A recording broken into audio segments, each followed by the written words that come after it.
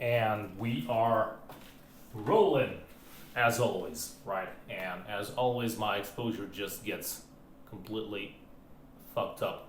That's more like it.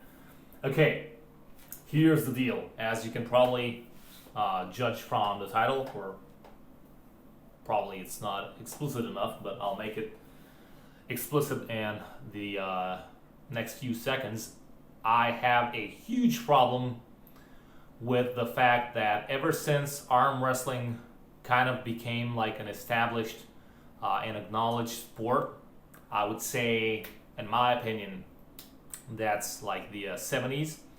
So ever since we went from like the 70s and into the 80s, 90s, and up till present day, we already kind of have like half a century of tradition in terms of you know having arm wrestling as a professional sport with rules, federations, organizations, leagues, and all of those things.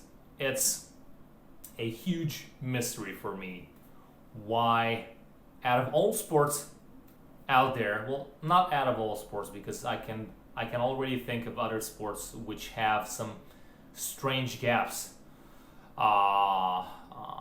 As you will see, what I'm trying to discuss here, I have no idea why in arm wrestling it's pretty much always been U.S. or let's say America as a whole, whether it's north, south, central, whatever, but it's mostly north, right? So it's always been kind of like America versus Europe. And when I'm talking about Europe, I'm also obviously including like the biggest and most dominant part of Europe, which is Russia and all of the let's say ex USSR countries, which are indeed a super dominant force. Countries like Ukraine and so many others that you already know. It's actually almost all of them, and they have huge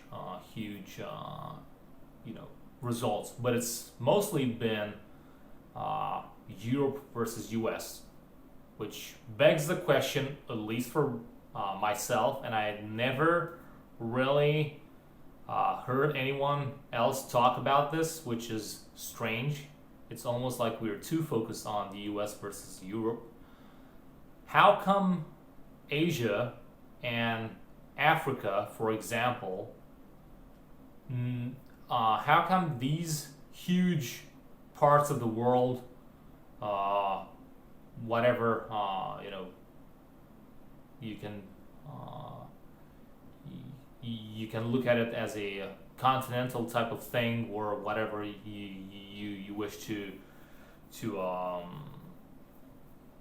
paint it as, but I have no idea how come Africa and Asia never got involved in in professional arm wrestling, which to me is very strange because yeah, I mean we've seen some glimpses here and there in Pulling John. When he went to Japan, I think, if I'm not mistaken, I forgot the guy's name. And yes, we do have.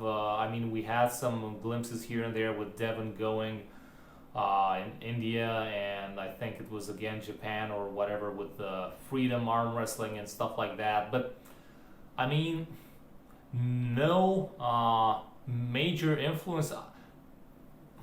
Here's the thing, I'm not saying that the sport does not exist in those parts. What I'm saying is that it exists, but at a very insignificant level in terms of outputting enough champions, or at least one champion or whatever, that can be a dominant force to be reckoned with for like 5, 10, 15, 20 years, so that we know that at this point we no longer just have two parties involved, it's 3, 4 and even more parties involved.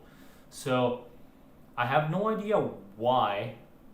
Like, usually I kind of have an answer and I kind of do my own rant about things, but here I'm kind of like uh, stuck and struck at the same time because I have no reasonable explanation.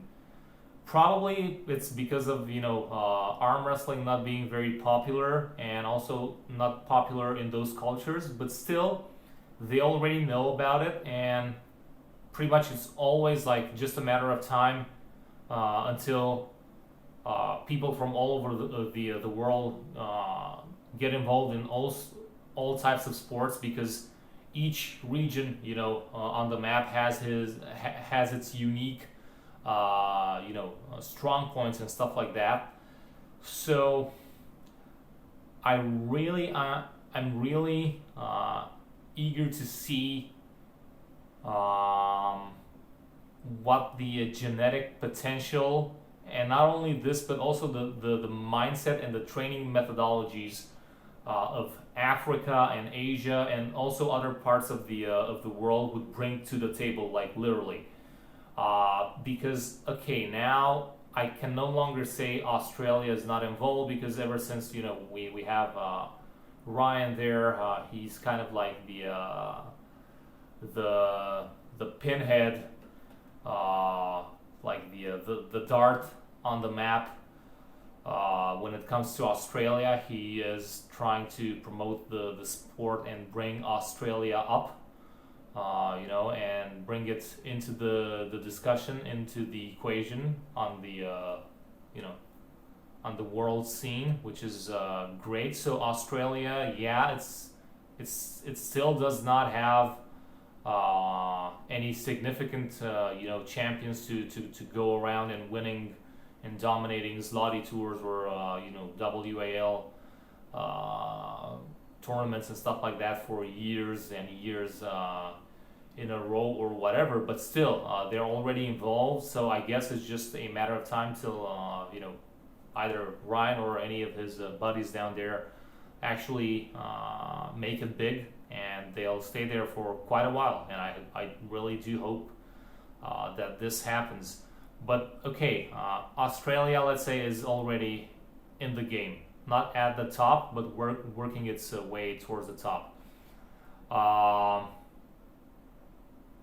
Okay, I'm not going to be asking the same question for like regions very close to the pole, because although yeah, you have I mean to the poles, because although you have pretty strong people there, and also you can argue Russia, the northern part of Russia, as you go into Siberia and up, you're reaching the North Pole. So guys from Russia kind of count as being close to the pole, but as you go towards the south, there's nothing there pretty much. So there's I mean, we have a reasonable justification for why we don't have athletes emerging out of those secluded areas, and even Greenland and whatever. But let's say, as far as, like I said, Asia and Africa, I'd really like to see what they bring into the game and what they could do for our sport, because again, with the risk of repeating myself, it's not just about the genetic differences. It's also about their culture, tradition, and mindset, and overall methodology when it comes to training. So it's very interesting to see how guys with the explosive power of I mean, all of the guys with the explosive power that is renowned to emerge out of Africa. It's very interesting to just think about how they would fare on the table and how much they would change our sport.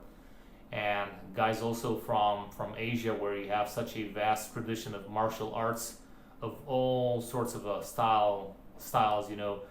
You can look at the lighter weight guys, that would normally be like your usual martial artists, who would probably bring some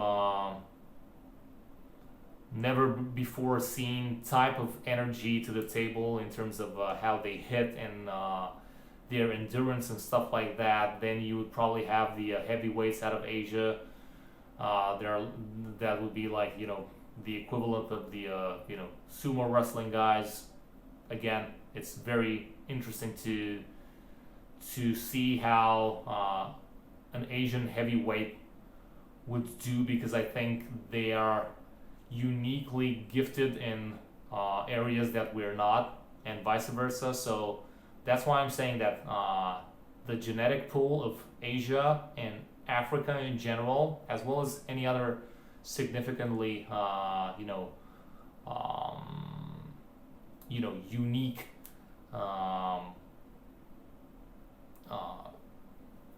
place on this earth would tremendously evolve our sport, because we are not used to gripping and to dealing with people that have completely different movement patterns and different philosophies and different approaches when it comes to movement or overcoming obstacles.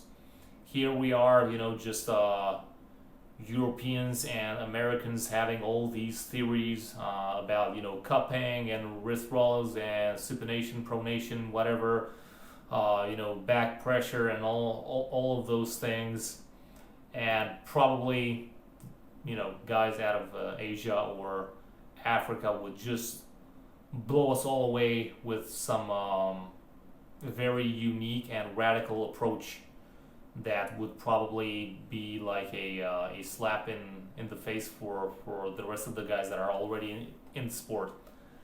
So what can I say? Like, I'm sad that it hasn't happened yet, but I really do hope to one day see in the very near future to see guys out of Africa and Asia starting to emerge and walk into our sport, because like I said, I think it's going to be a shock, and I think we will be surprised.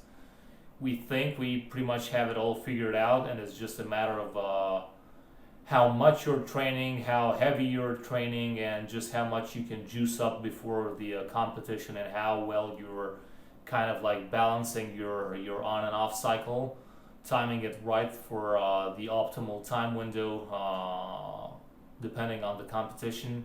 And I think that these guys would just kind of, ram in.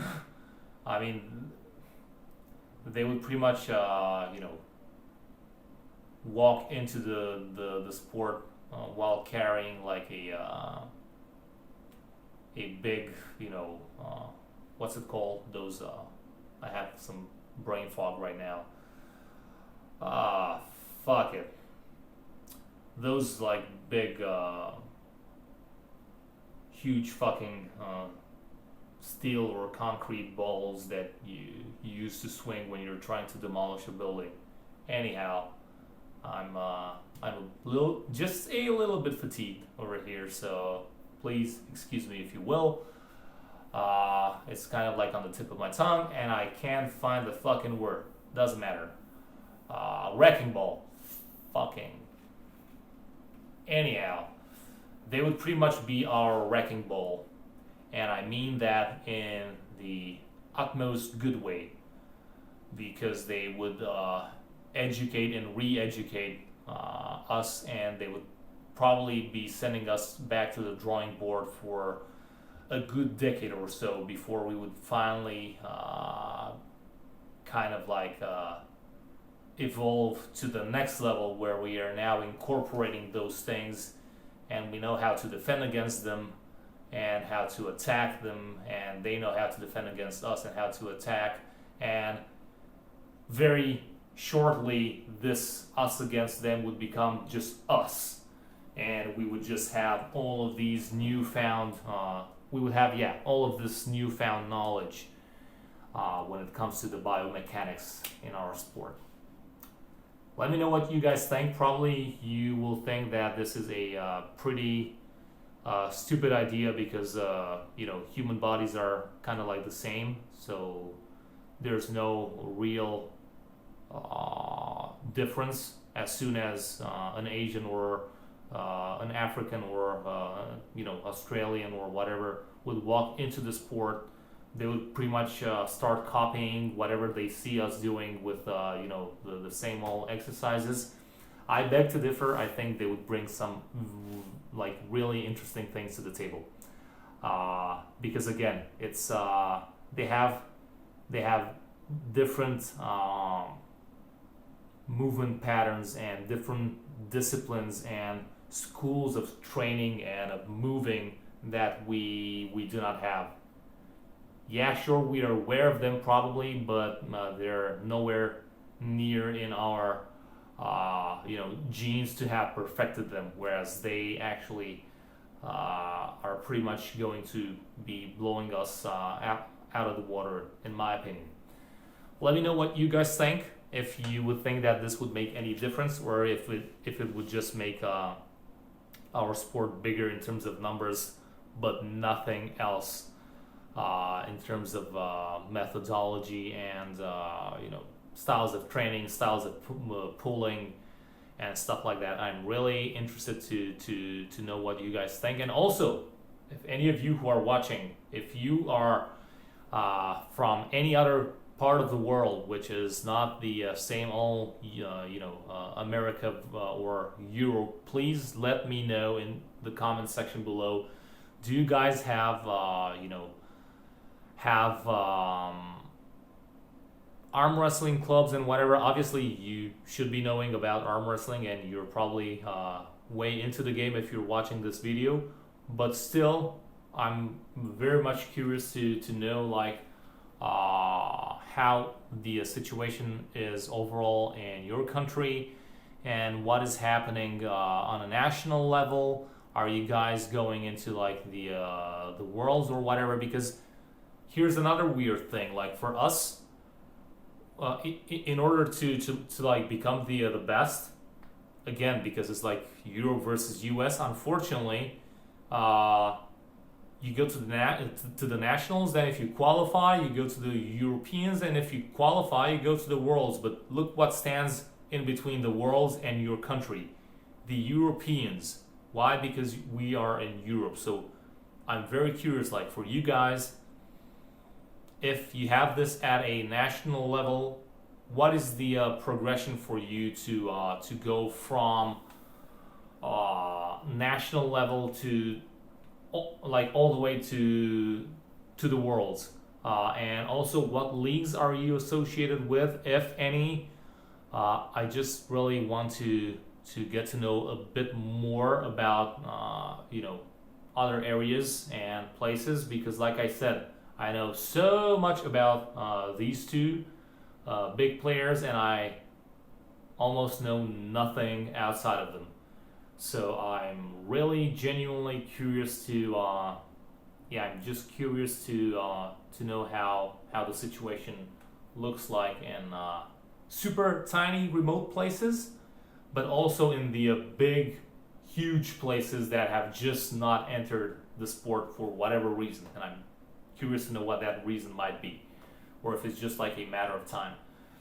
But please do let me know. Hit that like button if you did like it, and if you didn't like it, just be sure to let me know by clicking it twice. Hate, troll, share, subscribe, unsubscribe, I don't care. Just please engage in the conversation and let me know what you guys are thinking. And I'll just try to stop my blabbering on and on and on and on right now. And until next time, see you guys. I'm out.